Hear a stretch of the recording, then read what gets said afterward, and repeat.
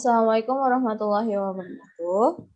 Waalaikumsalam warahmatullahi Waalaikumsalam wabarakatuh. warahmatullahi wabarakatuh. Waalaikumsalam warahmatullahi wabarakatuh. Perkenalkan, nama saya Agnia Rahmah. Saya dari Dinas Arsip dan Perpustakaan Kabupaten Karawang. Pada kesempatan kali ini, saya sebagai moderator yang akan memandu jalannya diskusi isu aktual. Nah, sebelum kita memulai diskusi kali ini, saya mohon untuk rekan-rekan memperkenalkan dirinya masing-masing. Silahkan, saya persilahkan. Assalamualaikum warahmatullahi wabarakatuh. Perkenalkan, nama saya Alfrizal. Saya dari Satuan Polisi Pamong Praja Kabupaten Karawang. Lanjut ke pertanyaan lain. Assalamualaikum warahmatullahi wabarakatuh. Kenalkan, nama saya Ahmad Jaki. Saya berasal dari Pemadam Kebakaran BPBD Kabupaten Karawang. Assalamualaikum warahmatullahi wabarakatuh. Perkenalkan, nama saya Dwi Hadi Nugraha dari Dinas Lingkungan Hidup Kabupaten Karawang. Assalamualaikum warahmatullahi wabarakatuh. Perkenalkan, saya Ahmad Nasruddin dari Dinas Perindustrian dan Perdagangan Kabupaten Karawang.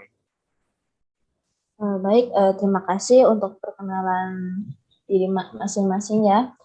Nah, untuk kali ini saya akan memasuki topik diskusi isu aktualnya, yaitu smart governance. Apa sih itu smart governance? Smart governance itu untuk mewujudkan peningkatan kinerja pelayanan publik, kinerja birokrasi pemerintah, dan kinerja efisiensi publik. Salah satunya yaitu SPBE atau sistem pemerintah berbasis elektronik. Nah, pada kali ini saya ingin menanyakan apa yang kalian ketahui tentang SPBE ini. Saya persilahkan kepada rekan-rekan semua. Mungkin dari saya, SPBE adalah penyelenggaraan pemerintah yang memanfaatkan teknologi informasi dan komunikasi untuk memberikan pelayanan kepada masyarakat. Mungkin yang lain ada yang menambahkan? Kalau dari saya, SPBE itu merupakan salah satu wujud atau upaya pemerintah dalam melakukan penyelenggaraan pemerintah yang bersifat terbuka, akuntabel, dan juga transparan melalui pemanfaatan teknologi informasi. Mungkin yang lain? Ya, kalau menurut saya juga sepakat ya sama Pak Ahmad Nasruddin dan Pak Jaki. Kalau SPBE ini itu penyelenggaraan pemerintah untuk memanfaatkan teknologi informasi dan komunikasi untuk memberikan layanan kepada para penggunanya, bisa dari dinas terkait ataupun masyarakat, yang diharapkan bisa memperbaiki tata kelola pemerintahan sehingga bisa efisien, integrasi, dan bisa transparan. Ya, mungkin ada yang lain mau menambahkan, Pak Afrizal? Baik, mungkin menambahkan dari teman-teman semua, karena yang disampaikan oleh teman-teman itu sudah benar semua gitu. Jadi saya di sini menambahkan, yaitu menurut Undang-Undang Nomor 23 Tahun 2014, Pasal 349 tentang pemerintahan daerah, bahwa pemerintahan daerah dapat memanfaatkan teknologi informasi dan komunikasi dalam penyelenggaraan pelayanan publik. Nah, salah satu teknologi informasi dan komunikasi yang bisa dimanfaatkan itu adalah SPBE, yaitu sistem pemerintah berbasis elektronik. Jadi dalam penyelenggaraan pelayanan publik kita bisa menggunakan SPBE, menerapkan sistem SPBE ini. Ya, mungkin itu dari saya.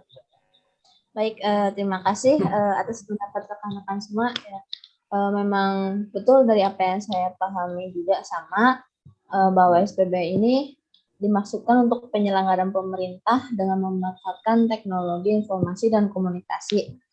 Seperti yang Pak Afrizal tadi katakan, tentang memanfaatkan teknologi informasi dan komunikasi itu kan tertera pada Undang-Undang Nomor 23 Tahun 2014 Pasal 349.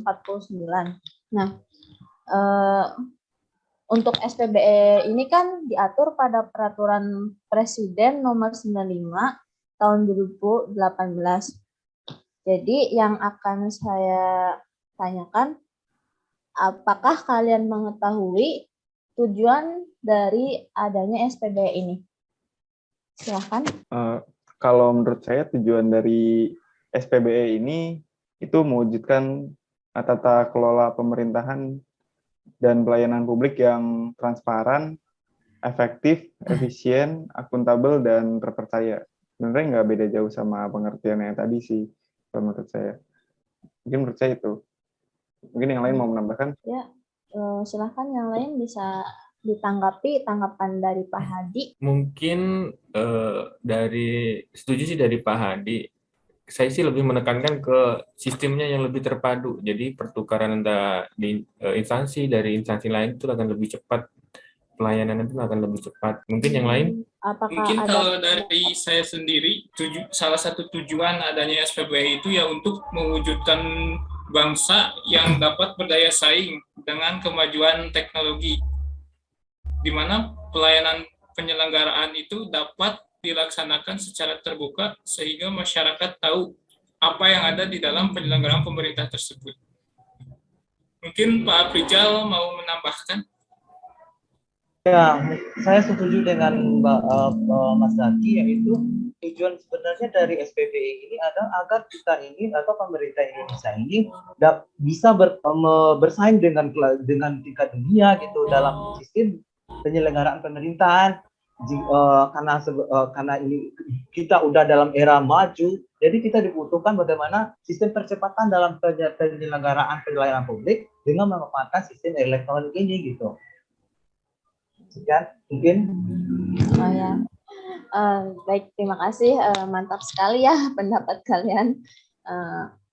Kemudian untuk selanjutnya itu saya ingin mengetahui apa sih manfaat dari penerapan SPBE itu sendiri. Kan pasti setiap diadakannya sebuah program pasti ada yang namanya penerapan manfaat. Nah, penerapan manfaatnya itu apa seperti itu? Nah, mungkin izin menjawab moderator. Ya, silahkan. Nah, ini menyambung dari yang tujuan tadi. Manfaatnya itu yaitu yang disampaikan yaitu mengefisiensi anggaran dan mendapatkan transparansi, inovatif gitu dalam membangun pemerintahan dan pelayanan publik gitu.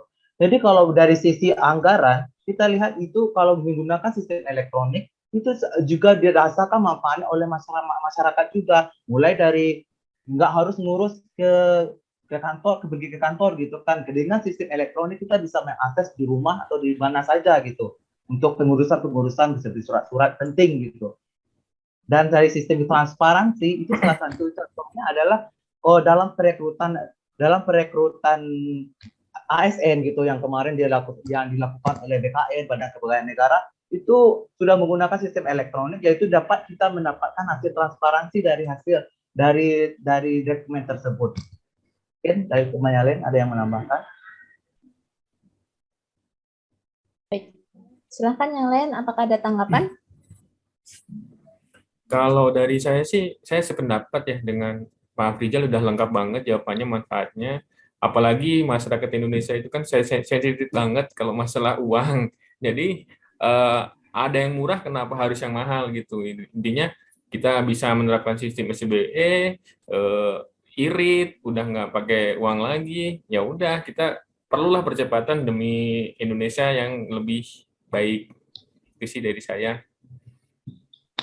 Mungkin yang lain? Siap. Ya, mungkin saya izin menambahkan ya. Selain dari yang tadi, yang irit, itu menurut saya yang benar-benar saya rasakan itu nggak ribet ya. Karena SPBE ini mendukung Satu Data Indonesia. Yang saya rasakan di Dinas Lingkungan Hidup itu, saya mengirim data, misalkan saya ke Kementerian Lingkungan Hidup, terus saya harus ngirim lagi nih ke Kementerian Bappenas. Itu kan satu datanya sama, tapi kenapa saya ngirim ke dua instansi yang berbeda gitu. Nah, itu yang saya rasakan banget sih untuk manfaat penerapan SPBE ini. Jadi satu data udah cukup gitu satu. Dan itu nanti akan jadi transparan. Menurut saya itu sih. Mungkin ada yang mau menambahkan lagi? Izin menanggapi untuk Bapak Hadi. Saya ada sedikit pertanyaan tentang SPBI ini. Kalau misalnya untuk pelayanan seperti itu, apakah masyarakat-masyarakat yang ada di pelosok atau yang ada di perbatasan itu dapat merasakan gitu manfaat SPBI tersebut, mengingat bagaimana mereka bisa tahu cara seperti mengirim berkas itu, sedangkan mereka sendiri juga kurang tahu tentang perkembangan teknologi tersebut. Oke. Terima kasih Pak Jaki.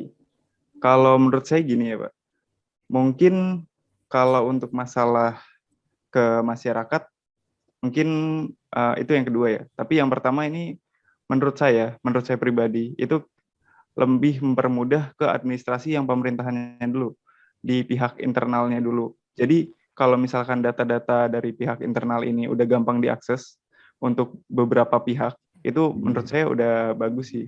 Kemudian misalkan kalau misalkan masyarakat, ini juga berdampak juga ya ke masyarakat. Seperti misalkan masyarakat mau mengurus izin-izin, jadi lebih mudah juga. Nah, untuk yang di beberapa wilayah, kayak misalkan wilayah pelosok, itu memang perlu disosialisasikan lebih lanjut ya. Karena memang akses internet mungkin di sana lebih sulit, terus juga ada beberapa yang dari teknologi juga masih kurang maju ya. Jadi lebih apa ya? Lebih effort lebih banyak lah kalau misalkan ke daerah-daerah terpencil. Mungkin yang lain mau menambahkan lagi? Mungkin saya ingin menambahkan apa yang disampaikan menambahkan jawaban dari Mas Hadi tadi, yaitu tentang bagaimana sih daerah-daerah yang sulit untuk tingkat jaringannya nggak ada gitu, gimana mengaksesnya gitu kan. Nah, disinilah itulah peran pemerintah saat ini. Peran pemerintah PR pemerintah. Kalau PR pemerintah berarti PR kita juga sebagai ASN, karena kita adalah pembantu pemerintah dalam menjalankan pelayanan publik. Nah, baru-baru ini saya sudah banyak dengar itu adanya ASN yang sudah memberikan inovasinya kepada daerah-daerah terpencil dalam mengembangkan jaringan 4G, sehingga masyarakat di sekitar yang tidak biasa mendapatkan jaringan sekarang sudah menikmati bisa menggunakan jaringan 4G gitu. Jadi dengan demikian mereka sudah bisa mengakses secara mengurus semua secara elektronik itu di tempat tinggalnya karena sudah ada jaringan. Nah, yang itu kita harus sama-sama gitu ramaikan lagi, bukan hanya satu atau dua orang saja. Butuh kita juga butuh berinovasi dari kita ASN ini, karena untuk menciptakan mandat dari presiden yaitu Smart ASN 2024. Ya, dikembalikan kepada moderator. Baik, terima kasih ya atas pendapat kalian. Ternyata banyak sekali manfaatnya ya, dan juga udah pasti sudah ada kekurangannya juga. Nah, manfaat yang saya rasakan itu untuk penerapan SPBI itu emang betul untuk meningkatkan efisiensi anggaran pembangunan dengan mendukung terwujudnya satu data Indonesia antar instansi pemerintah. Nah, selanjutnya ya, saya mau kasih tebak-tebakan ke rekan-rekan semua nih.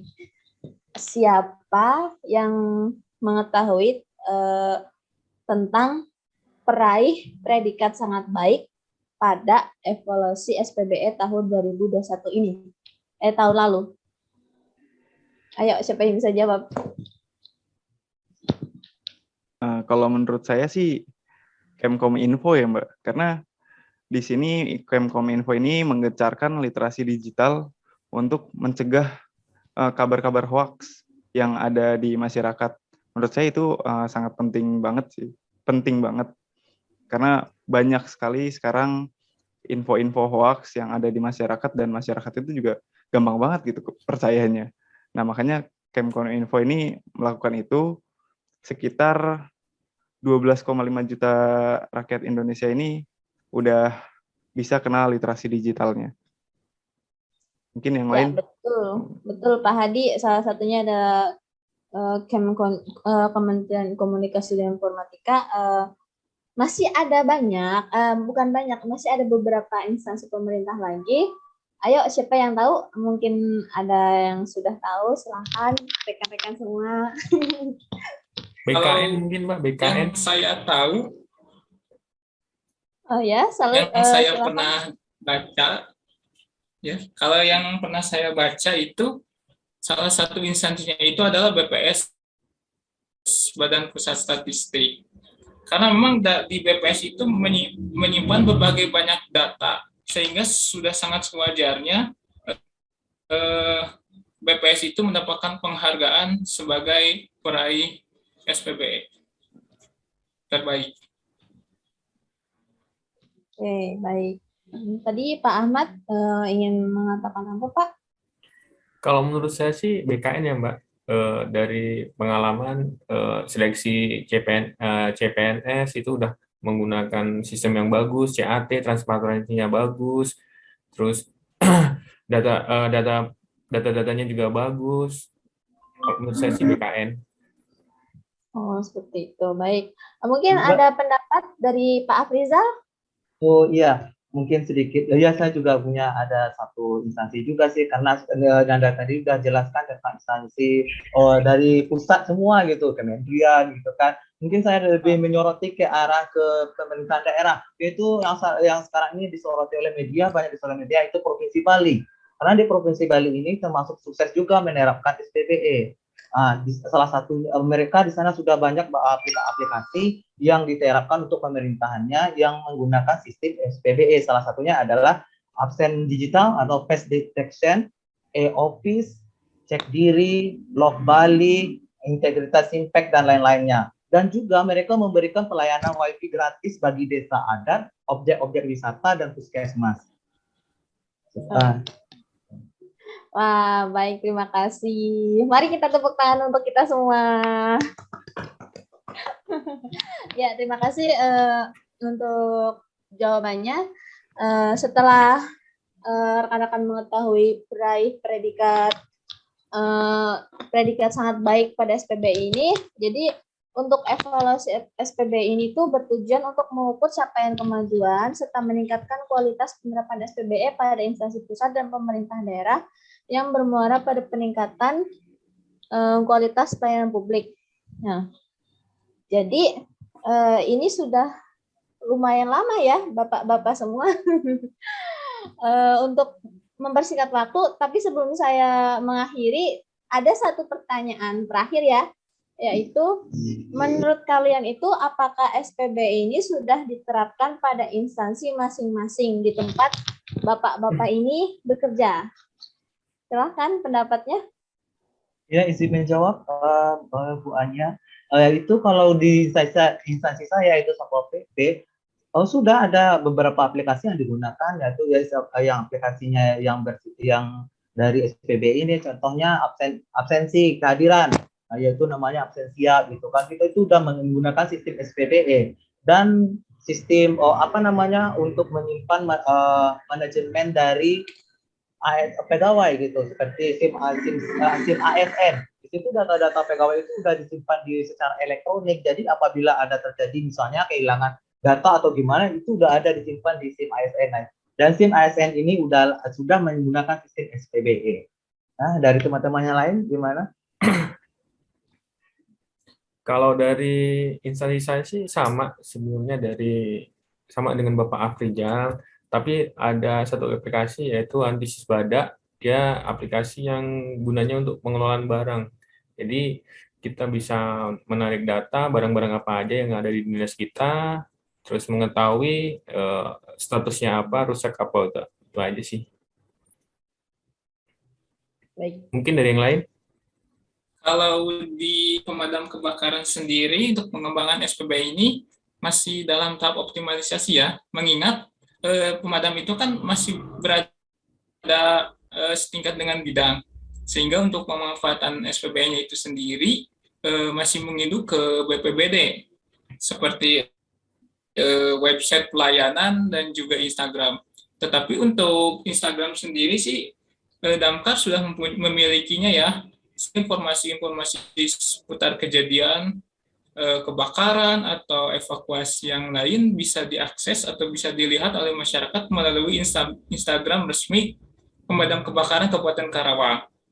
Nah, adapun rencana ke depannya kami itu ingin mengembangkan suatu teknologi berupa pengaduan dari masyarakat, sehingga jika masyarakat ingin melaporkan adanya suatu kejadian kebakaran atau ingin mengevakuasi hewan atau dan sebagainya, itu dapat melalui nomor WhatsApp resmi pemadam kebakaran.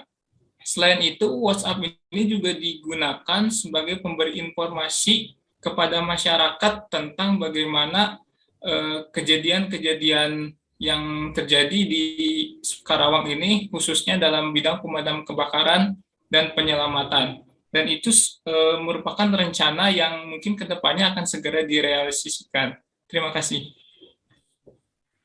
Enggak, terima kasih. Untuk Pak Hadi, bagaimana? Oke, Mbak Anya. Mungkin kalau dari saya, penerapan di Dinas Lingkungan Hidup Kabupaten Karawang itu udah beberapa ya menerapkan sistem ini. Jadi misalkan contohnya dalam kita membuat rekomendasi atau sertifikat, kita sudah melakukan upload ke website tertentu. Misalkan saya upload ke websitenya DTMPTSP untuk membuat surat pengangkutan.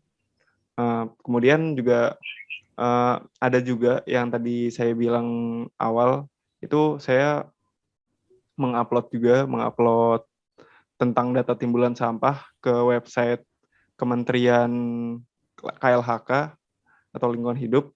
Nah, kemudian juga, ini ada data yang sama, saya juga mengupload timbulan sampah di website Kementerian Bappenas. Nah, mungkin itu. Kemudian juga untuk pelaporan sendiri, pelaporan ke Dinas Lingkungan Hidup itu juga udah secara online untuk sekarang. Jadi menurut saya ada beberapa aspek yang sudah menerapkan sistem ini. Terima kasih. Baik, terima kasih. Jadi kesimpulannya itu pada intinya itu untuk SPB ini sudah diterapkan pada instansi masing-masing ya. Cuman untuk sebagian besar penerapannya itu masih belum optimal karena minimnya SDM dan pelayanannya juga belum rata. Baik, saya akan mengakhiri diskusi kali ini. Saya mohon maaf apabila saya sebagai moderator ada salah kata. Wabillahi taufiq wal hidayah. Wassalamualaikum warahmatullahi wabarakatuh. Waalaikumsalam warahmatullahi Warahmatullahi wabarakatuh.